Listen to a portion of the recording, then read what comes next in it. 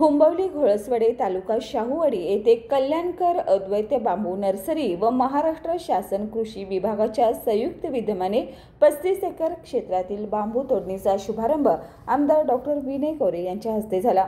यावेळी डॉक्टर कोरे यांनी सांगितले की शेतीच्या बदलत्या परिस्थितीत बांबू शेतीमुळे शेतकऱ्यांना नव्या आर्थिक संधी उपलब्ध झाल्या आहेत।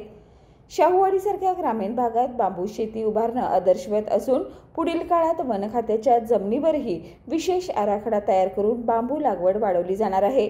त्यासाठी वारणा उद्योग समूह पुढाकार घेणार आहे। यावेळी गोकुळ दूध संघाचे संचालक करणसिंह गायकवाड, माजी सभापती सर्जेराव पाटील, डॉक्टर अजय राणे, कृषी अधिकारी, बांबू तज्ञ व प्रगतशील शेतकरी मोठ्या संख्येने उपस्थित होते।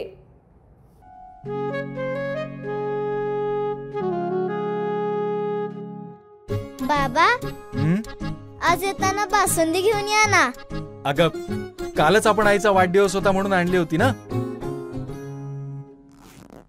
ऐकलं, गोकुळची बासुंदी पुन्हा खावीशी वाटतेय।